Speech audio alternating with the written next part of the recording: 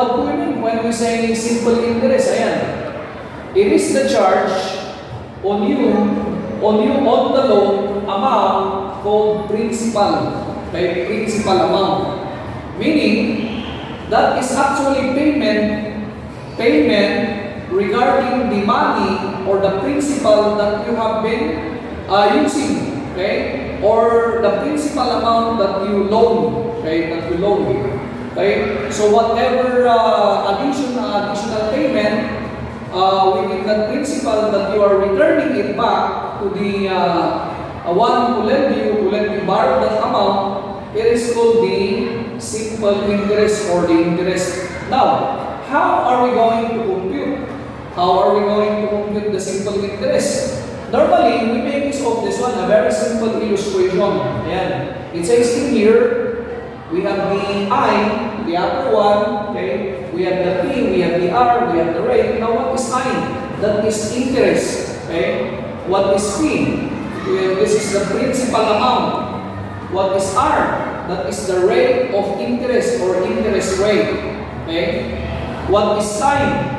That is the period, okay? Period, the duration of the time when you are going to return it back the loan, okay? Loan amount, okay?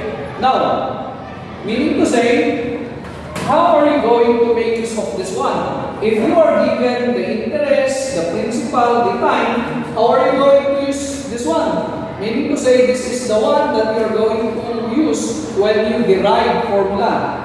Assuming that we are looking for time. Assuming that we are looking for time.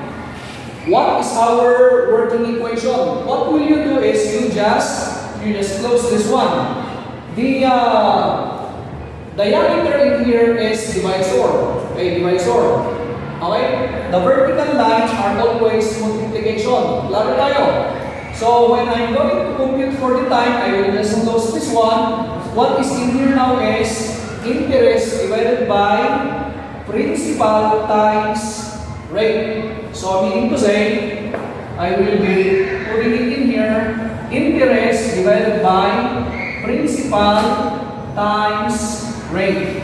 So that is what we are going to do when we will be using this one. Okay?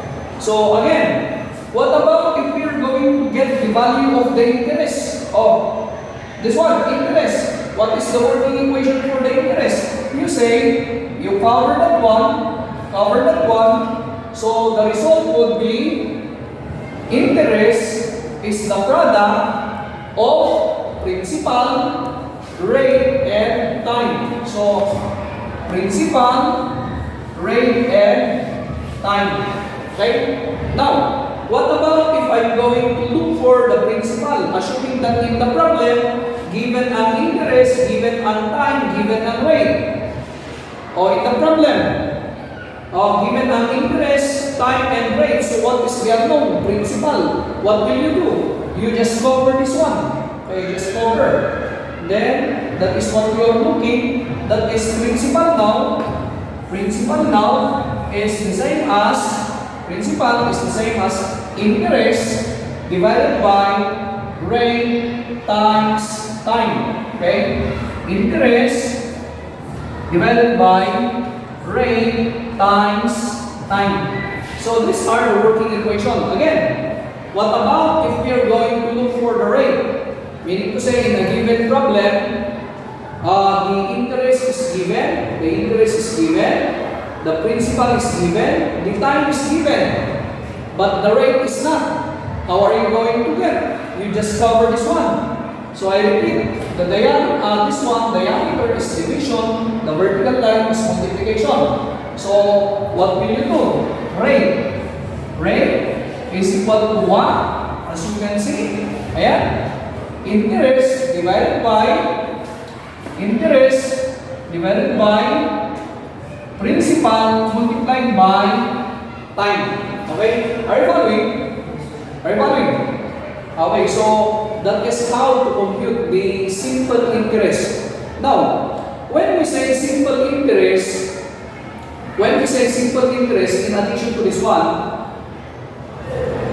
the only interest will be coming from the principal. Unlike in the other interest that the interest will not only be coming from principal amount, but it will also incur another interest from the interest earned from the principal.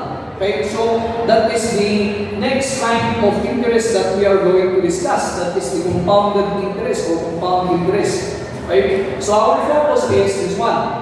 So meaning, if we are going to use this one simple interest, we only multiply once. Okay, we only multiply once. Okay, the rate of interest multiplied by the principal multiplied by the time, and that's it. Okay? So let's try to consider this one. And the next problem, example natin. Okay, so we have in here the example. Mr. Suave borrowed 120,000 pesos from a cooperative. Yan. From a cooperative. Now it says in here, Mr. Suave agreed to pay an interest rate of 8% annually. Meaning to say, the gentleman will be paying 8% per year annually. Okay? Per year. Now, 8% annually per year, 8% of what? 120,000 pesos. Now, it says in here, in letter A, it says in here, compute the amount that he must be paying after 1 year. Ayan, after 1 year. So, interest. Compute the amount he must be paying after 1 year. Okay, after 1 year. Meaning, in here, you are talking of the total, the interest and then the principal, the amount that you will be returning back. Okay? Definitely, how are you going to compute that one? And you will be computing the what? Interest. Okay? And then after computing the interest, then you compute for the final amount. And so that is what you will be paying after 1 year. After 1 year. Okay? Now, let's try to ham. Bring out your calculator. Let's try to ham. Okay? What would be the interest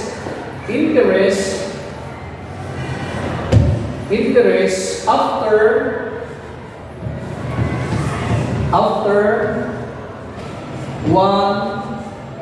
1 year. Okay, what would be the interest?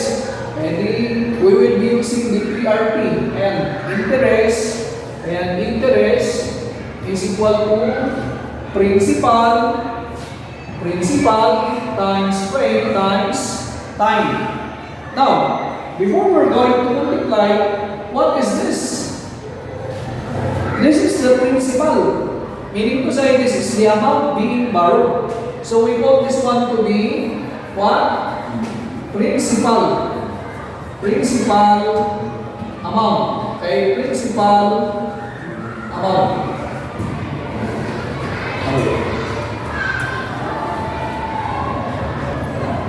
Okay, so then, how do we compute? We make use of this one. But before we compute, we have to analyze what is that amount.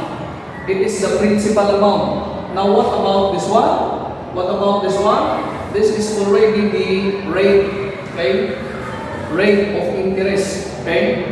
And of course, letter A, we are talking of 1 year. So, meaning, how are we going to get the interest? That is the same as, would you mind to do them? That is 120,000 pesos multiplied by 0.08, then multiplied by, of course, 1 year. Okay? So direct multiplication. Okay? Direct multiplication. 120,000 multiplied by 0.08 times 1. Oh, what? Sir, 9,600. 9,600. 600. 600 pesos. No more. Yan lang. Okay, so the interest, okay, listen now, the interest after 1 year, meaning the gain that is coming from 120,000 that is being borrowed with the rate of interest that is 8% annually, meaning to say, you will be gaining 9,600 pesos. Okay, 9,600 pesos. Is that the one that you're going to compute in here? No, the total, the final. So, meaning, how are you going to get the final amount? So, final amount natin, letter A, okay, final amount. The final amount is the same as principal plus interest. Okay? You follow? Principal plus interest. So that is the same as, meaning, what is the principal? 120,000 pesos plus 9,600 pesos. So how much? 129,600 pesos. Meaning to say, this is the total amount that you will be paying after 1 year. Okay, after 1 year. So meaning, we have in here the interest, we have in here the final amount after 1 year. Now, it says in here, this one is annually. Okay? Meaning to say, every time that we are going to compute, we base it annually. Okay? In the problem. So, meaning, if in your letter B, what would be the amount after 9 months? 9 months. What will you do? You are going to convert that one into 1 year. 9 months must be converted into 1 year. Okay? So how is that? Letter B tayo. Let's try to have the letter B. Letter B. How are you going to compute for the letter B? Meaning, the time in here is what? 9 months. 9 months. But how many months in a year? How many months? 12. So that is how you're going to convert. So that is the same as when you're going to multiply, you multiply with the time is in fraction. Okay, it is in fraction. So that is what would be now the interest. Okay, what would be the interest? Again, principal. What is our principal? Letter B. We're answering letter B. What is our principal? 120,000 pesos. Okay? 120,000 pesos multiplied by how many percent? How many percent? 8%. Okay? Multiplied by 9 over 12. Or 9 over 12. So what will you do? What will you do? You just directly compute 120 pesos equals that one, 120,000 pesos times 0.08 times 9 divided by 12. Okay, divided by 12. Oh, tando yung how much?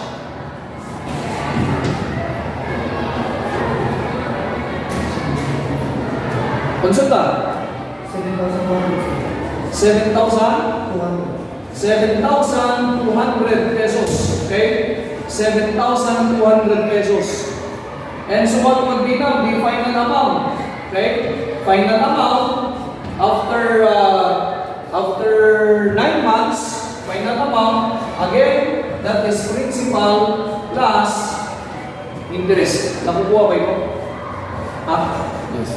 Okay, final amount is equal to principal plus interest. So how's that? 100. Okay, again, let's try it out. 120,000 pesos plus the interest. Ano yung interest natin? We have 7,200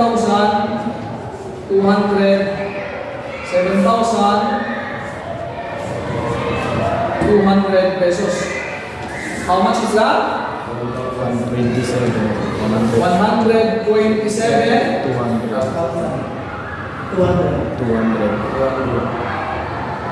127? 200. Okay, 127,200 pesos. Okay? So that is the amount to be paid after 9 months. Okay? So sabihin ko dito, amount to be paid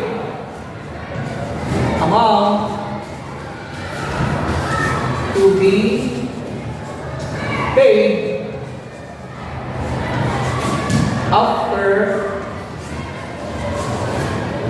1 year. After 1 year. This one, amount to be paid